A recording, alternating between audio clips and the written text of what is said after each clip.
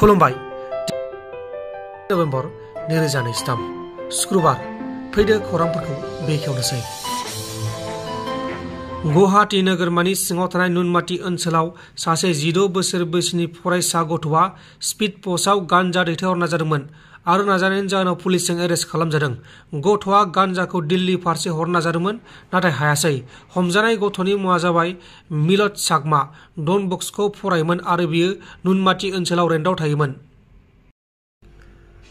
नगाव जिल्लानि सिङाव थानाय जुरिया ओनसोलाव पुलिसआ सासे मस्ट वान्टेड जाना थानाय क्रिमिनेल डकाइटखौ सारेन्डार खालामनो होनाय समाव सारेन्डार खालामाबालासिनो पुलिसनि सायाव फायारिं खालामनाय समाव पुलिसआ गुलि गावफिननायाव पुलिसनि गुलिजों नांजानानै बे डकाइटआ जोखोम जादों।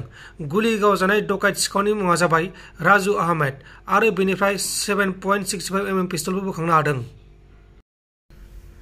दिपेन बर'आ प्रमद बर'नि गंसे कार बायदिसो। प्रमद बर'आ मा होनो दिपेन बर'आ बेखौनो मावनांगौ होननानै बिग्राय नार्जारिया रोखा बुंथिदों। इसिबां बारहुंखाफ्रावनो दंफां सिङाव थानानै दालाय बायसिनला जानाय सुथुरनि गुलिखौथ' बारो, जों बेखौ रायलायनाङा, रायजोआ मिथिखायो।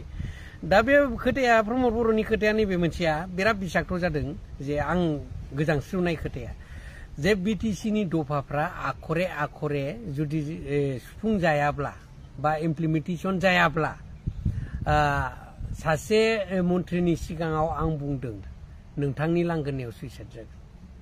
नैबे पइन्टनिफ्राय आनज्रायनो थाखाय निमाहा मोननो थाखाय बे प्लेनिंखौ खालामदों आरो बिटिसिआ जोब्बाय, सरि बिटिआरआ जोब्बाय, बिटिआरआव जेबो गोहो गैला बेखौ मोनदांजोबखाबाय गावसोरबो।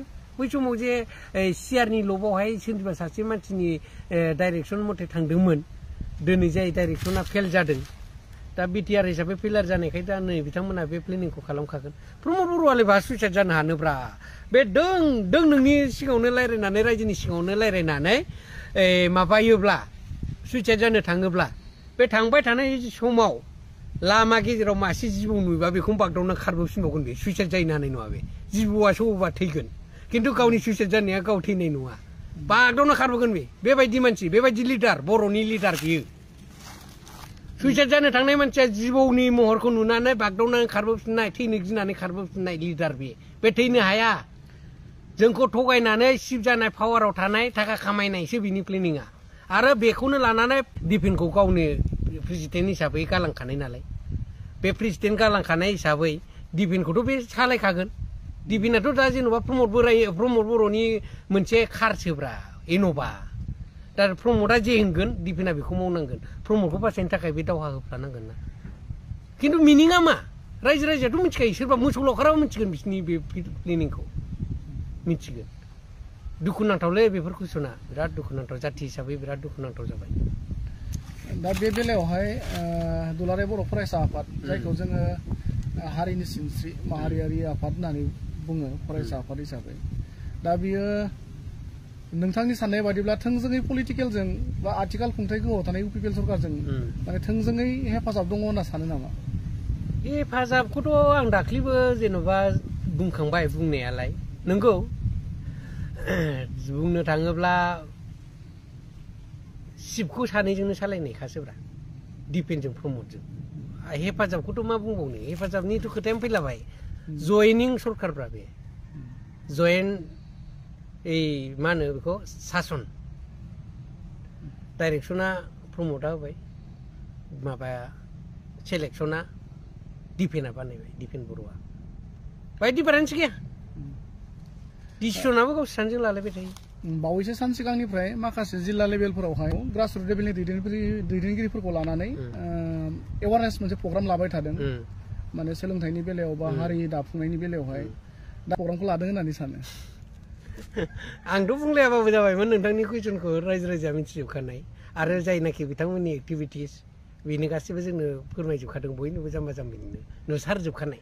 माने बे जाखौ आं बुंगोन बियो गामि गामि जाफ्लेजोबखानाय, बयनिबो न'खरनि सर्ट केस गेब्रुनाय, सोरनिबा बाइक गेब्रुजोबनाय, बाइक फानजानाय, बिदि जोखाजोखा नालाय। दा बाहाय पलिटिक्स दङ, पलिटिकेलनि षड़यन्त्र बियो। बिथांमोना गोसो गोरबोजों दिनैहाय बिथांमोना फोसाबाखै। दिनै ग्रासरुट लेभेलनि आनसलिक लेभेल, इउनिट लेभेल, बे इउनिट एबसु थायोना बिस्राबो एबसु इउनिट आरो आनसलिक, बिथांमोना नंगौ एक्सुवेलि गोजौनि निर्देश मथे बिथांमोना एवारनेसखौ लादोंमोन एवारनेसआ जाहैबाय माने सांग्रांथि मेलखौ बिथांमोना लानानै बुंदोंमोन जे जों बिदि बिदि जानांगोन जाथि हिसाबै जों गोदोसोबाय गथ' गथायखौ जों मोजाङै सिखा दिखा होनांसिगोन दा सिखा दिखा होनोबा जों मोनसे पार्टि नांगोन जोंबो हाजोबला हास'ला बोरै हास'नांगौ बिसोरलाय ओरै बिटिसि अफिसावसो खारनांगौ ना जाथिखौसो नायबाय थानांगौ जाखो गतिके बिसोर नायसन आफाद दाना होथारनांगोन नायसन आफाद दाबायब्रा गामि गामि नायसन आफादा दिनै दानाय मानो नायसन आफाद नांगौ नायसन आफादालाय आरो मा बबे गेजेराव माना फैलायखो नायसन आफादा मारै बे प्रमद बर'नि 100% गोरोन्थिखौ बोरै आजावनानै लानांगौ जाखो बोरै आजावगोन बे गोरोन्थिखौ बेथ' बिराद गिदिर गोरोन्थि सुख'थ्र' हायै गोरोन्थि नायसन आफादा गामि गामि जेन'बा गामि दरसेनिफ्रायनो आमुखौ सेक्रेटारि आमुखौ प्रेसिडेन्ट आमुक मोनहा 8 जना मेम्बार 6 जन 7 जन मेम्बार बानायना होबाय मा दरखार दङ बिसोरखौ बानायना बिसोर मा मावनो हागोन गामिखौ कन्ट्रल खालामनो हागोन ना मागोन बे गान्जा फाग्ला ड्राग्स फाग्ला गथ'फोरजों बिसोरथ' टिम थायो गामियाव साबा जायोबा साबाजों ज' जाना बुयो दम होयो गावसोर मानो हमनो हादिया गामिना हमना हरदों आंनि मेगनावनो लोथो लोथो गान्जा फेनानै ड्राग्स जानानै गावसिनि अफिसावनो सासन खालामदों बिमा बिफाखौ लेंहरबाय बुजायना हरबाय बेसोरखौ बुनानै दामखावनानै जेलाव हरोबा गावस्रा बहत मोना बेनिखायनो बिसोर सासन खालामनो हाला बे षড়যন্त्र नङा पलिटिकेलनि षড়যন্त्र नङा आरो बिसोरो मानो थाखाय हाया बिथांमोनानो बुङो दाबु दे अमुक दाबु हाब गाज्रि जागोन नोंखौ डिजल्भ खालामनो हागौ नोंथांमोन दिननि खौरांफोरा बेखिनिल'मोन बेखिनिसिम नायनायनि थाखाय नोंथांमोननिसिम रोजा रोजा साबायखर गोजोन्थों एसेनोसै जय बर' हारिनि